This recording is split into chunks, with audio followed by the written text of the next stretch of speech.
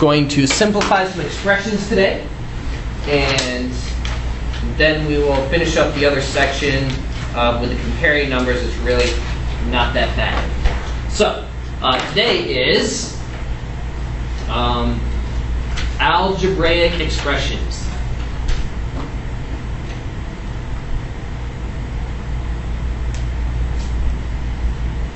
Well, all an expression is basically a list of operations, things that you are going to end up doing in one way or another. And an algebraic expression is one that's going to involve some variables. So an algebraic expression, we have some variables and a list of operations. And briefly, we want to follow the order of operations.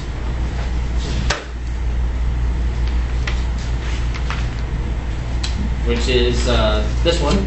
Please excuse my dear Aunt Sally, Sue, whatever her name is. She's confused. We do multiplication division at the same time, left to right, the order that it appears, and addition subtraction, left to right, in the order that it appears. Okay? So, for an expression, we might need to evaluate, just so that we get some terminology out of the way here. Evaluate means replace variables with numbers, and then simplify. It is very important this year that you simplify all the way possible. So if you have fractions, reduce the fractions. If you have radicals, simplify the radicals. If you have roots in your denominators, you have to rationalize. We'll go over all that stuff as it comes up, but you need to take it as far as you can. Simplify. Okay, so what might we have here? Well, let's say that I had 2x divided by y plus 3z. And let's say that x equals 12 and y equals 2. And let's say z equals 5. So if I'm going to evaluate this, I'm going to replace all of these variables into here. So x I replace with 12 into parentheses, divided by y is 2. Notice I put it in parentheses, plus 3 parentheses 5. Now I follow the order of operations. Now there are some tricks that you can make your life easier. Like you might notice, well, I multiply by 2 here and then I divide by 2. Those actually would cancel each other out, and I could just write a 12. But just for the sake of argument, we're going to work it out. So we have a list of multiplication division here. We go left to right. So we'll do 24 divide 2. And this is a whole different thing. So I could actually write plus 15. And then 24 divided 2 is 12. And then I add those and get 27. If you follow that order of operations, you'll be fine for the most part for this section.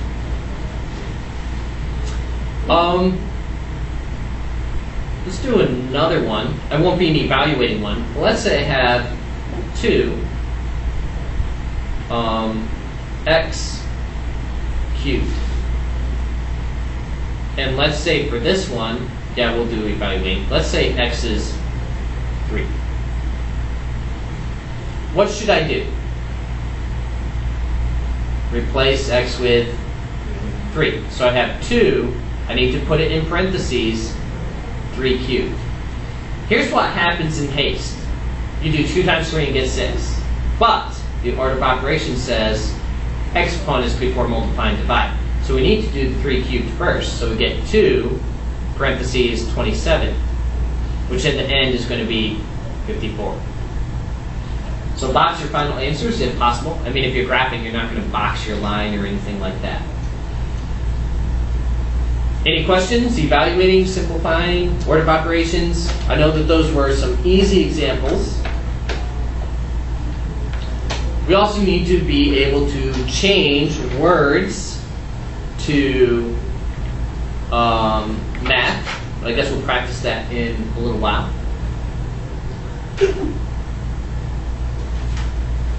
Okay, we'll go on. Here is a bunch of examples. I'm just going to write a ton of them down. Let's say we have 5a minus a. Just copy these down for now. Let's do negative 5a minus 4a plus b. And 6x plus 3y plus 2y plus 4x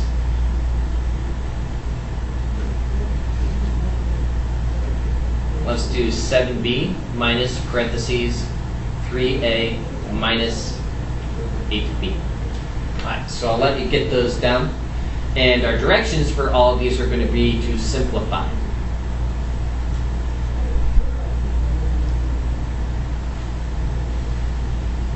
Now, I hope as you see those, you're thinking, I already know how to do that, Mr. King. And that's great. That'll help us out. We can be happy. And if you don't, well, that's why we're going over. All right, so when we simplify and we're adding and subtracting, we need to remember that we can only combine like terms.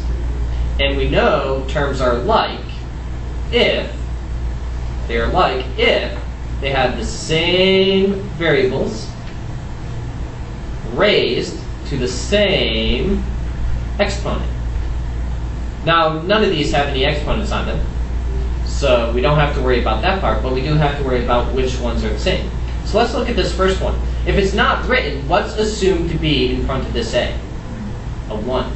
And what's going to get confusing this year is we're going to have a lot of things where like we assume something's there that's not, and it's not always going to be 1. Sometimes it's going to be 0, sometimes it's going to be 2. In the case of coefficients, if it's not written, it's a 1. So, if you want to write it, to remind yourself, that's fine. And then 5 minus 1, these are like terms, is 4a. And that's all I can do. Sometimes it's helpful, like on this one to the right, to kind of somehow mark the things that are the same. So like I might triangle this one, and that 4. And then these are the same. I'll underline those. You don't have to do that, but it might be helpful. All right, so the things that I've marked are like, and this is important, carry, like we talked about yesterday, carry the sign with its number. Okay, so this is a plus 4, and that's a plus 6. So what's 6 plus 4? So I have 10x, and then plus 3 plus 2 is 5y. And I cannot combine those because they are not like terms, so that's done. So sometimes your work is really quick, like you don't have much to do. And so don't be surprised if you only have one line of work. This one, what's like? Yep. So these two are like. And negative 5 minus 4 is negative 9a. And then I copy down my plus b, and I'm done. I can't go any further. That doesn't become negative 9ab. I cannot combine the b and the a. What do you think we should do first on this example right here? I heard some, what did you say? Parentheses, but I can't do anything. Distribute the negative? Distribute the negative, yes. So this needs to go to both of them. So it's going to be 7b minus 3a plus 8b. And the class last year had a lot of trouble remembering to distribute to everything. It's going to be very important that you hit every term in there. All right? This one and this one are like. I know my b looks like a 6. It's not. So 15b minus 3a. This is actually written out of order. What order should it be in? Yep, alphabetical order is what we want. And notice I carried the sign with a number. So those are 4 relatively simple examples. Now what I want to do is mix simplifying our expression with evaluating our expressions. And what we want to do, if possible, is simplify an expression before we evaluate it. because otherwise we get a mess of numbers and we might get ourselves really, really confused. And believe it or not, when it comes to algebra, especially higher math, letters are a lot easier to work with than numbers. It just ends up being that way because we get more complicated. So let's try one. We're going to evaluate. And like I just said, but simplify algebraically. I know I'm spelling wrong first. So that means I'm not going to replace my variables until I'm done simplifying. So let's say A equals -2 and B equals 3. And I want to evaluate 5A plus 6B plus 3A minus 4 times 2A plus 5B, like that. I have a lot of stuff here. And hopefully you see that if we were to start replacing in right away, we would have a large and long mess. And we will probably get lost with all the extra parentheses and things. That's why we're going to simplify algebraically first. We're actually going to pretend we don't know the A and the B. And we're just going to do like we just did. So we should distribute this -4 first. So we'll get -8A plus 5B, and we copy down the rest. Do you see that we could combine those? Does anyone not see that? We could combine those? So I'll do it. I do whatever pieces that I can, just to shorten my work up. And now we see what happens to my A's. They cancel out. They're gone. So I don't even need to know this, but if I had not simplified first, I wouldn't even have known. So 6B plus 5B, yes? Don't you distribute 4 and 5? I am a bonobo. Good job. That is correct. Good catch. I'm glad you said something before I did that. -20B. Let's fix that. I even drew the arrow. See, I did just what the other class did. I drew the arrow, didn't even do it. All right, so, but the A still cancels, so now we have 6 minus 20 is -14B, and then we're going to replace B with 3. And now we multiply. -42. Boy, that was horrible. Have you any relapses, Mr. King? Huh? Any relapses? My brain must be fried already. Boy, it's day 2. I have no hope. Yes. There's no hope for this one. We need to try it with fractions. Oh, no, we don't. No. Yes, we do. No. That's okay. Wait, what? Y2? Y squared. Y squared? What? Y squared? Y squared?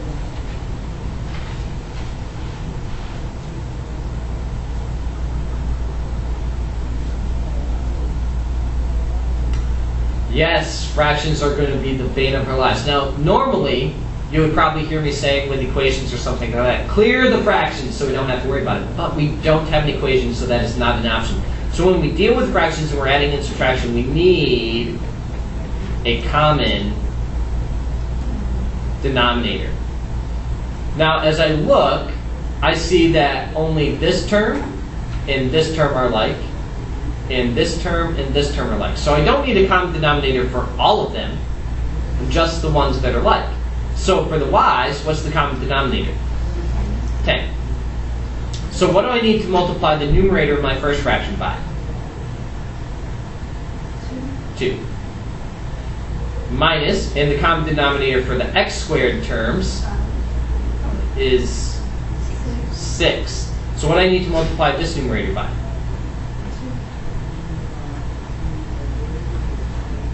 And this y squared one? 5. And we had 6 for the x's, so I multiplied this numerator by 3. Now I can combine my like terms, carry the sign with the number. So these are my x's, and what's negative 2 plus 3? 1. So I have x squared over 6. And then I don't want to reduce that because then I'm going backwards. Carry the sign with the number. 2 plus 5 is, so I have 7y squared over 10, and now I'm done. I mean, I didn't give you an x or a y, so I can't evaluate it, but that's all I can do. Yes? Can you restate the step after you got the common denominator? Can I do what? Restate the step that you did after you got the common denominator. Okay, so I got a common denominator for these. The common denominator is 10. So I did this one's 10, and this one's 10 for my y's, looking down. I'll explain the y's, and then the x's are going to be the same explanation. To get a 10, I need to multiply this 5 by 2. So I need to multiply the numerator by 2. So 2y squared. And same thing here, except to get a 10, I need to multiply that by 5, so I'll multiply that by 5. So 5 times y squared is 5y squared. And then I go ahead and I combine those. So 2 plus 5 is 7. And just put it in order. Same explanation for x's, just different numbers.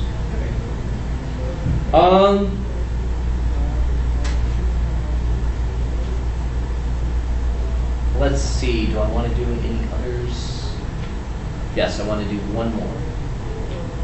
And I think we're good for this section. And we'll do extra practice problems anyway. Let's say I have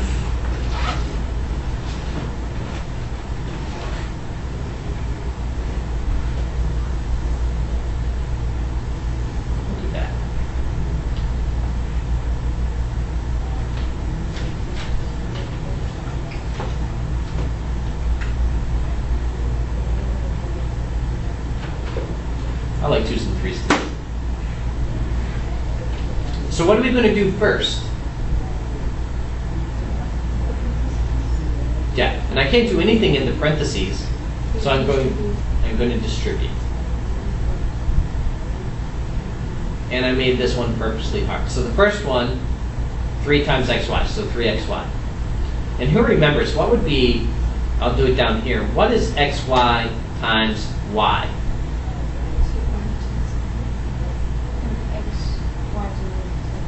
Xy squared. Because y times y, what do I do with my exponents? Yeah, I add them. Okay, when I multiply with exponents, I add them. We'll do that more later. I just figured I'd throw that in there. And then you might be tempted to, on this next one, to write yx, but I want to write my variables alphabetically so it's easier to find my like terms. Because xy and yx would actually still be like terms even though they're in a different order. So as long as you get your things in alphabetical order, it will be a lot easier to see. And then plus 6y. And now I combine like terms. These are like, and those are like. This one's not like because the y is squared. So I get 4xy minus xy squared. We might argue that this one should be first, but that's whatever. And now there's nothing else like, so what do? I put in the numbers. Once I get to where I can't combine anything else, I go ahead and put the numbers in. Alright, so this is a good one. Look, focus in right here. I know you're writing and trying to, keep up with me. This one right here trips people up all the time. So let's talk about it up here. This, negative 3 squared, is not the same as this with the negative on the inside. This means subtract whatever 3 squared is. So that would be subtract 9. This is take negative 3 and square it. Well, negative 3 squared would be plus 9. Okay? There's a big difference. So we want to make sure that we're clear on that. All right, so we follow the order of operations. Do we do this 2 times the 3 or this 3 squared? 3 squared. The 3 squared. So we're going to do minus 2 times 3 squared. Negative 3 squared is positive 9. And then a senior comes in and has a problem with his book.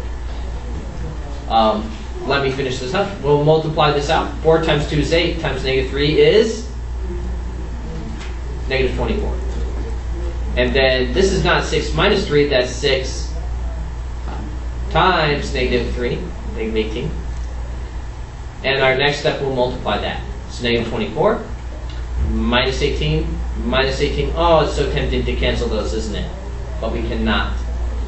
I actually could go backwards, but just for ease, we'll go left to right. So negative 24 minus 18, same sign sum, negative 42. So we get negative 42 minus 18, so subtract another 18, same sign sum, negative 60. So our answer there is negative 60.